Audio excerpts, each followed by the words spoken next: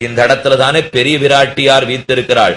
எந்த தாய்க்காவது பிள்ளைய கட்டுறதோட சேர்த்து வந்த மாட்டு பொண்ணையும் கட்டுற மாமியார இதுவரைக்கும் நாங்க பார்த்ததில்லை. கட்டுடாளர் இந்த யசோதைப்ப. ஏன்னா இந்த இடத்துல ஸ்ரீதேவி நாச்சியார் இருந்தார், மார்பல கட்டினாள்னா அப்ப மாட்டு பொண்ணையும் சேர்த்து கட்டியிருக்காள்னு தான் அர்த்தம். இது என்ன அநியாயம் ஆழ்வாருக்கு புரியல. பத்துடையடியவர் கிளியவன் பிறர்களுக்கரிய வித்தான். ரெண்டு மாத்துட்டார் ஆழ்வார். யாருக்கு பக்தி இருந்தாலும் எளியவன் எம்பெருமான், பக்தி இல்லைன்னா பிறர்களுக்கரிய வித்தான், அவர்களால தெரிஞ்சுடவே முடியாதான். இது இன்னொரு பாஷல நம்மாழ்வாருடையது.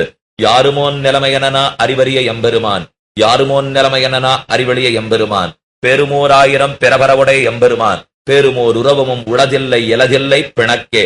பிரகான பாசுரம். யாரும் ஓர் நிலைமையனா அறிவு அறிய எம்பெருமான், அறிவதற்கு அறியவன். முதல்ல வல்லின ரா போட்டுங்கோ, அப்புறம் சின்ன ரா போட்டுங்கோ. அறிவதற்கு அறியவன். அறியவன் ரொம்ப அப்பாற்பட்டவன் அர்த்தம். அறிவுக்கு அப்பாற்பட்டவனா யாரும் ஓர் நிலைமையனா அறிவறிய எம்பெருமான். யாரும் எப்பேற்பட்டவன் இருந்தாலும் ஓர் நிலைமையன், இவன் இப்படிப்பட்டவன் என்று தெரிஞ்சுட முடியாது. யாரும் ஓர் நிலைமையனா அறிவறிய எம்பெருமான், யாரும் ஓர் நிலைமையனா அறிவெளிய எம்பெருமான். எவ்வளவு சாதாரணமானப்பட்டனோ இருந்தாலும் இப்படிப்பட்டவன் தெரிஞ்சுடலாம். அப்ப பிரம்மாதி தேவர்கள் கூட கண்ணனை இப்படிப்பட்டவன் தெரிஞ்சுட முடியாது. ஒரு எடச்சி கூட கண்ணனை இப்படிப்பட்டவன் தெரிஞ்சுடுவள். இது ஆழ்வார் பாசுரத்தின் கருத்து. இப்போ யாருமோன் நிலைமையனா அறிவறிய எம்பெருமான், யாருமோன் நிலைமையனா அறிவெளிய எம்பெருமான். அறியவனும் அவனே எளியவனும் அவனேன்னார். இதுக்கு நம்பிள்ள ஈடு காலக்ஷேப கோட்டிலே ஈடு 36,000 படிங்கிற கிரந்தத்தை சாதித்தவர் வடக்கு திருவீதி பிள்ளை. தெள்ளியதா நம்பிள்ளை செப்பு நெறிதன்னை வள்ளல் வடக்கு திருவீதி பிள்ளை. நம்பிள்ள சாதித்த 36,000 படிய வடக்கு திருவீதி பிள்ளைதான் பட்டோல கொண்டே வருகிறார். அவர் எழுதின்றிருக்கார். நம்பிள்ள காலக்ஷேபம் சொல்றார். ஆசிரியர் என்ன இருக்கு, எல்லாரும் சேவா காலம் பண்றோம் இல்லையோ, சேவா காலம் பண்ணச்சே ஒரு வேகத்துல ஒரு ராகத்துல நம்ம சேவிச்சுன்னு போடுவோம். பல்லாண்டு பல்லாண்டு பல்லாயிரத்தாண்டு பல்கோடி 100,000 பல்லாண்டு தோல்மணி மண்ணாவும் ஜபடி காப்பு, இது சேவிச்சுன்னு போடுவோம். அதே இந்த பாசுரத்தை சேவிக்கச்சே யாரும் ஒன் நிலைமையனா அறிவறி எம்பெருமான், யாரும் ஒன் நிலைமையனா அறிவளை எம்பெருமான், பெருமோராயிரம் பிறவருடைய எம்பெருமான். சின்ன பாட்டு வேறையா, வேகமா ஓடி போடும். பெருமோராயிரம் பிறவருடைய எம்பெருமான், பெருமோர் உடன் உலதில்லை இலகிற பிணக்கே பிணக்கிறவர் வகிச்சவன் நெளி உள்ள கணக்கர் அனந்தாந்தி மலாதியம் வரிசா சேவிச்சுன்னு போடுவா பாட்டு.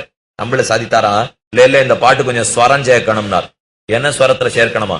யாரும் ஓர் நிலைமையனா அறிவறிய எம்பெருமான், யாரும் ஓர் நிலைமையனா அறிவெளிய எம்பெருமான். ரெண்டு யாருங்கிறத ஒரே மாதிரி சொல்லாதீங்கன்னாராம். அப்படின்னு அர்த்தம் என்ன?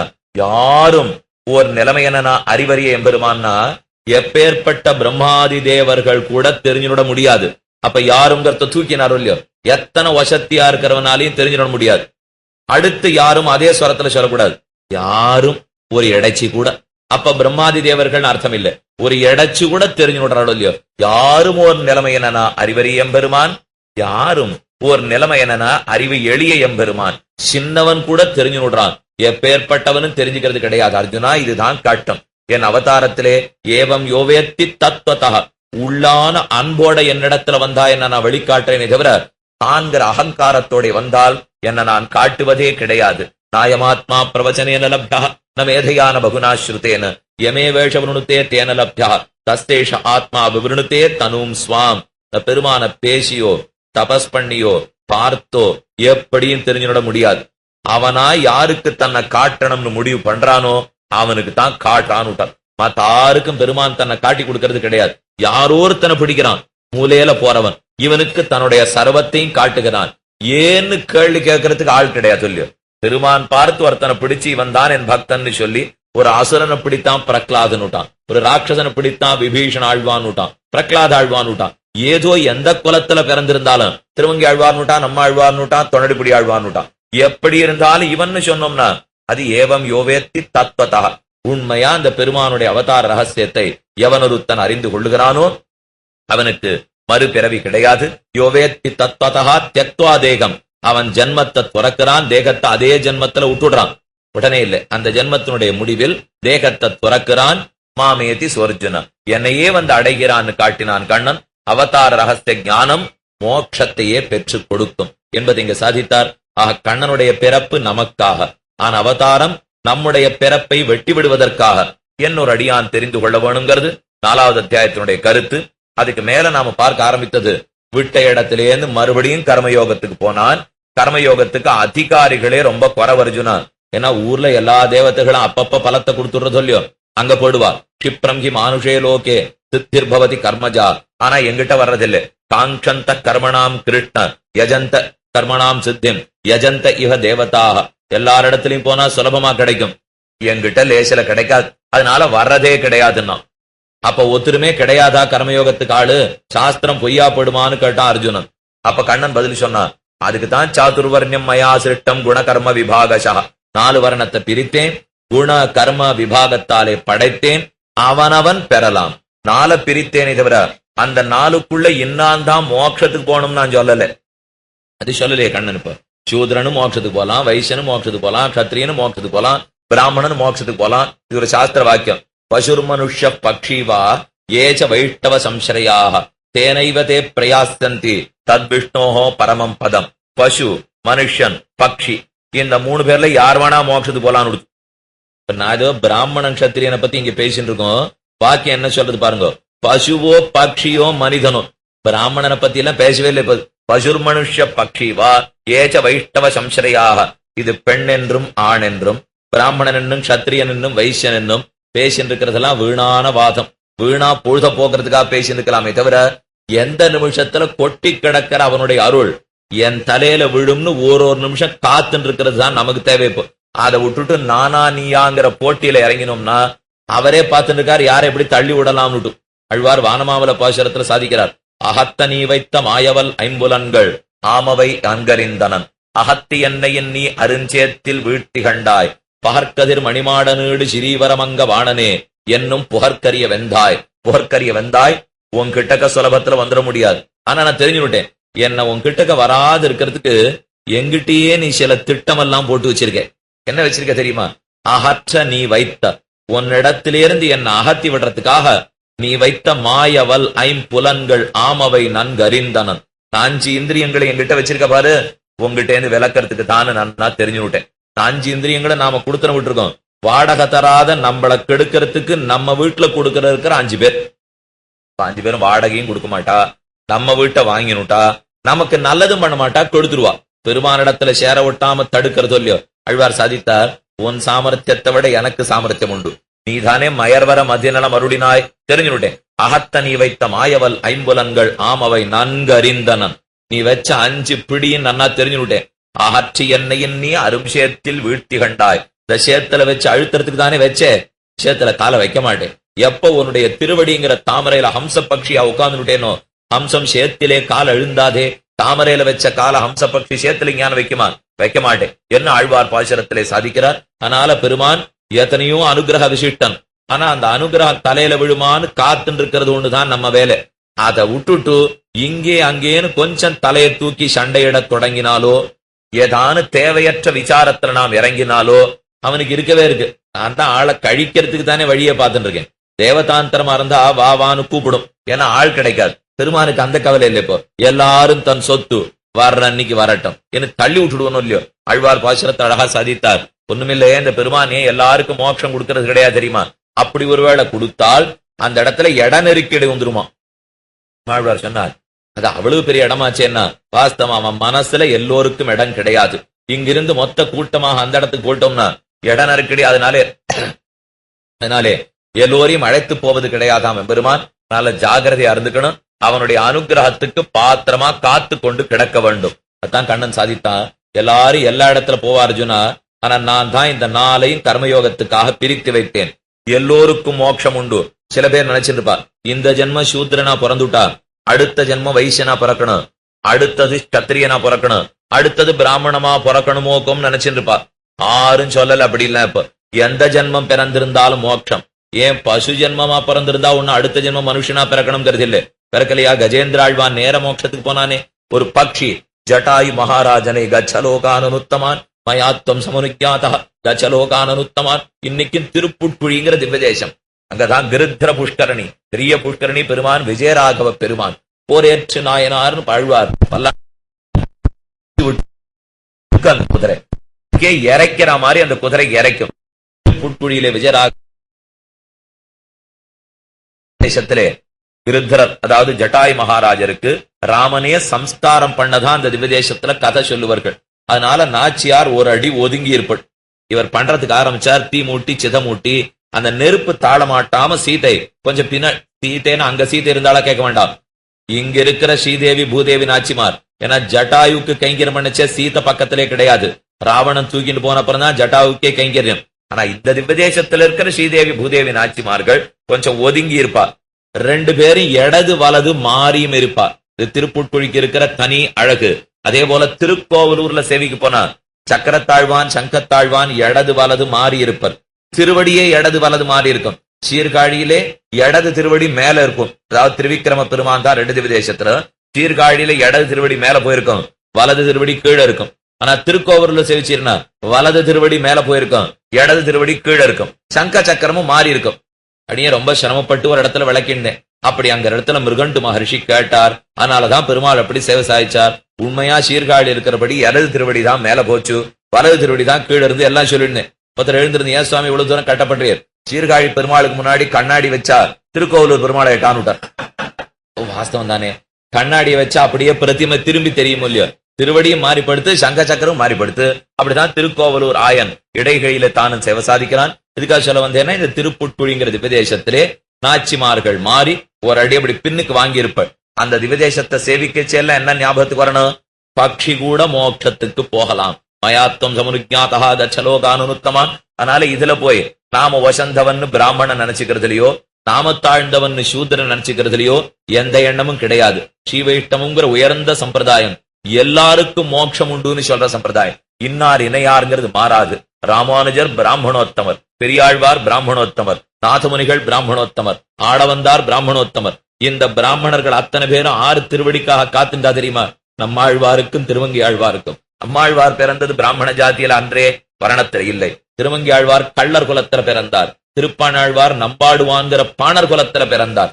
இருந்தாலும் அவ அன்பு இல்லைன்னா ஒண்ணுமே இல்லைங்கிறா ராமானுஜரும் நாதமுனிகளும். இவ்வளவு பெரிய பிராமணர்கள் அந்த மாதிரி நடந்துக்கு என்ன காரணம்? இந்த வர்ணத்தினுடைய பிறப்பினால மோட்சம் ஏற்பட போறதில்லை. கர்மயோகத்துக்கு வழிவகுக்கிறதுக்காக பண்ணி வச்சேனே தவிர அர்ஜுனா, உயர்வு தாழ்வுக்கு நான் காரணம் அல்ல. தஸ்ய கர்த்தாரம் அபிமாம் வித்தி அகர்த்தாரம் அவ்யயம் என்று கண்ணன் தெரிவித்தான். இந்த கதையெல்லாமும் பார்த்தோம். அதுக்கு மேலதான் இந்த ஞான யோகமும் இந்த ஞானம் கர்மா சேர்ந்திருக்கே மேற்கொண்டு இப்ப சொல்றது. முதல்ல ஆளவந்தாருடைய சீசூக்தி ஞாபகப்படுத்திங்கோ. பிரசங்காத்து ஸ்வஸ்வபாவோக்தி, தன் கதையை முதல்ல சொல்லிட்டான். அடுத்தது கர்மணஹா அகர்மதா, கர்மயோகத்தையே ஞானாகாரமாக பார் என்று சொல்ல ஆரம்பிச்சானோ இல்லையோ. அந்த கதையில தான் நேற்றுக்கு நாம முதல்ல ஸ்லோகத்தை பார்த்தோம். கிங் கர்ம கிம் அகர்மேதி கவயோப்யத்ர மோகிதாக தத்தே கர்ம பிரவக்ஷ்யாமி யஜ்ஞாத்வா மோக்ஷசே அசுபாத். கிங் கர்ம, எது கர்மா என்னும், கிம் அகர்ம, அதுல உள்ளடங்கி இருக்கிற ஞானம் எது என்னும், கவயோப்யத்ர மோகிதாக, பண்டிதர்கள் கூட சுலபமா தெரிஞ்சு விடுறதில்லை.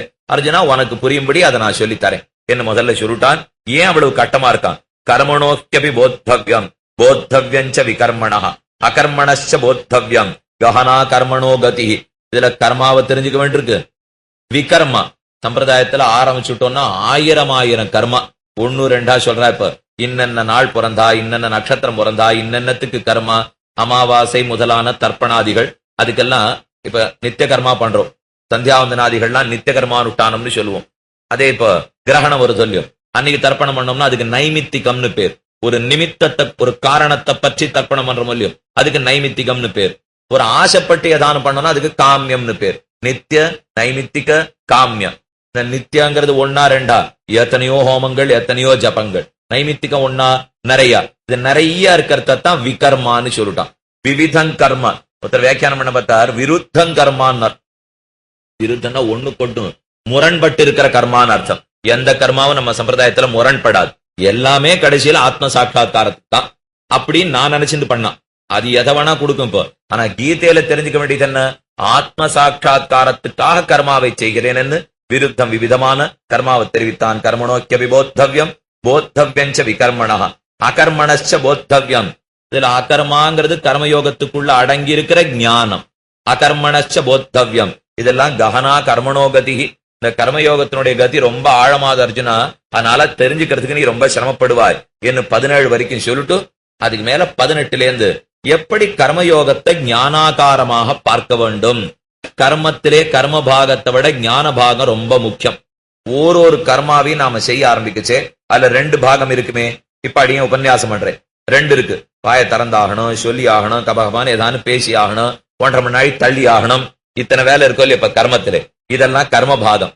அதுல இருக்கிற ஞான பாகம் என்ன? 4 பேர் புரிஞ்சு விடுவாளா? அடியேனுக்கு இன்னொரு ஆவருத்தி கீதை கிடைக்குமா? நமக்கும் கொஞ்சம் வாளுக்கு சொல்றதுக்காக புஸ்தகம் பாக்குறச்சே இருக்கிற சந்தேகங்கள்லாம் விலகுமா? விலகிட்டு பெருமானுடைய திருவடியில இன்னும் கொஞ்சம் பிரதிபத்தி நமக்கு ஏற்படுமா? அதனால கர்மா வளருமா, பக்தி வளருமா, பிரபத்தி வளருமா? இப்படிங்கிற எண்ணத்தோட பண்றோம் இல்லையோ, இதெல்லாம் ஞான பாகம். சொல்றதுங்கிறது கர்ம பாகம். அதுக்கு மேல அது எந்த எண்ணத்தோட சொல்றமோ அது ஞான பாகம். இப்ப இது மேற்கொண்டு கண்ணன் என்ன சொல்ல போறான் தெரியுமா? இந்த கர்மயோகத்துக்குள்ள 2 பாகம் இருக்கு அர்ஜுனா. அதுல கர்ம பாகம் வசந்ததா, ஞான பாகம் வசந்ததா?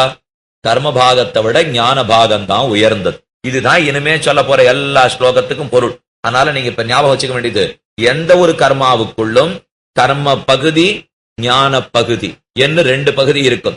அந்த 2னுக்குள்ளே கர்ம பகுதியை விட ஞான பகுதி உயர்ந்தது அப்படின்னு சொல்ல வரான் கண்ணன். கர்ம யோகத்தை விட ஞான யோகம் வசந்ததுன்னு சொல்றான்னு தயவு செய்து நினைச்சுடாதீங்க. அப்புறம் இத்தனை நாளி சொல்ல வந்த அத்தனையும் வீணாப்படும். ஏன்னா 3வது அத்தியாயத்திலே நேர கர்மயோகம் ஆத்ம சாட்சா்காரம்னு சொல்லிட்டான். அப்ப இப்ப சொல்றது கர்மயோகத்துக்குள்ள 2 பாகம் உண்டு. இது கர்மமாகம், அது ஞான பாகம். ஞான பாகம் தான் உயர்ந்ததுங்கிறத காட்டுறான். கர்மணி அகர்மய பஷ்யேத் அகர்மணிச்ச கர்மயா சபுத்திமான் மனுஷ்யேஷு சயுக்தா கிருஷ்ண கர்ம கிருத். கர்மணி அகர்மய பஷ்யேத், கர்மயோகத்துக்குள்ளே அகர்மாவை யார் பார்க்கிறானோ, அகர்மாங்கிறது கர்மயோகத்துக்குள்ள அடங்கி இருக்கிற ஞான பாகம். கர்மணி அகர்மய பஷ்யேத் அகர்மணிச்ச கர்மயா.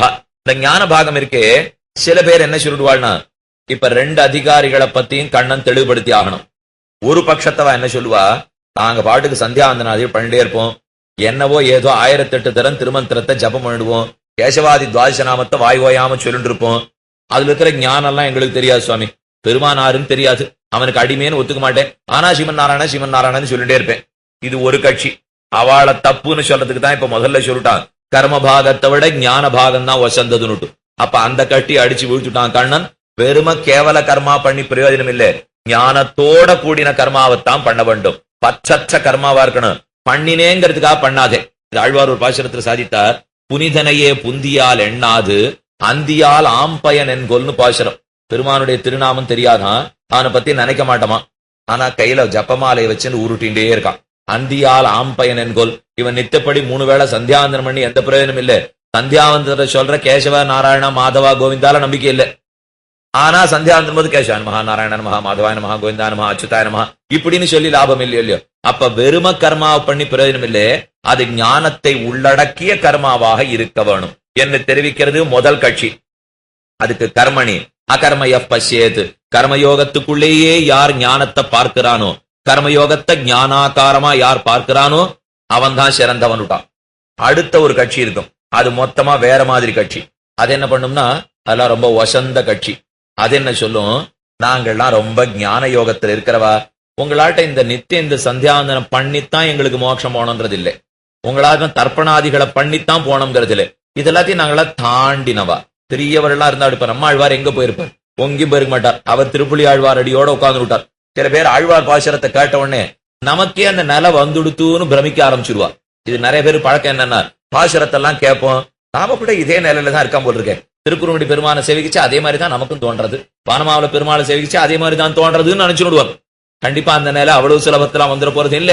அந்த நிலை வந்துட்டா நாம ஆழ்வார்கள் ஆயிடுவோம். அந்த நிலை தேவையும் இல்லை. அந்த நிலை வந்தவனுக்குத்தான் மோட்சம்னு கண்ணன் சொல்லலையே. இப்போ ஆழ்வார் பாசுரத்தை பிடிச்சிருந்தா உனக்கு மோட்சம்னு சொன்னானே தவிர, நீ ஆழ்வார் ஆனா மோட்சம் எங்கேயானு சொல்லியிருக்கானா பெருமான்? அந்த நிலை வரணுங்கிற தேவையே கிடையாது. என்ன நாம பிரார்த்திக்கலாம், இவ பெருமானை போய் நாம சேவித்தோம்னா அந்த சேவையினால ஏதானும் கொஞ்சம் நமக்கு முன்னேறுமா, ஏதாவது நல்லெண்ணங்கள் நமக்கு பிறக்குமா என்று நினைத்துத்தானே நாமே மேற்கொண்டு நடக்கிறோம். ஆழ்வார்களை பத்தி சில பேர் சொல்லச்சே என்ன சொல்வா, நாங்கள்லாம் அந்த நிலையை அடைஞ்சுட்டோம் சுவாமி, அதனாலே ஞான நிலையில இருக்கும். நீங்களே பாருங்க, கீதைக்குன்னா சில பேர் வருவா, திருநெடுந்தாண்டகம் திருவாய்மொழின்னு சொல்லுங்க, ஏதோ காமப்பாட்டுன்னா இதுல கேட்கறதுக்கு என்ன இருக்குன்னு. அதே உபனிஷத்துன்னு போடுங்க, கட்டோபனிஷத்து, முண்டகோபனிஷத்து, மாண்டூக்கிய உபனிஷத்து இப்படின்னு போட்டா அதுக்குன்னு சில பேர் தேர்ந்து வருவா. நாங்கள்லாம் உபனிஷத் கேட்கிறவா, ஞானிகள்னு அர்த்தம். அவ மனசுல உண்மை இல்லை அது, ஆனா அவ மனசுல ஞானிகள் நினைச்சிருக்கானோ இல்லையோ, அவர்களுக்குத்தான் இப்ப அடுத்த சாட்டை அடி கொடுக்கிறான் கண்ணன். அகர்மணிச்ச கர்மையாக, அகர்மணிச்ச கர்மயாகனா ஞானத்துக்குள்ளேயே எவன் கர்மாவை பார்க்க தெரிஞ்சு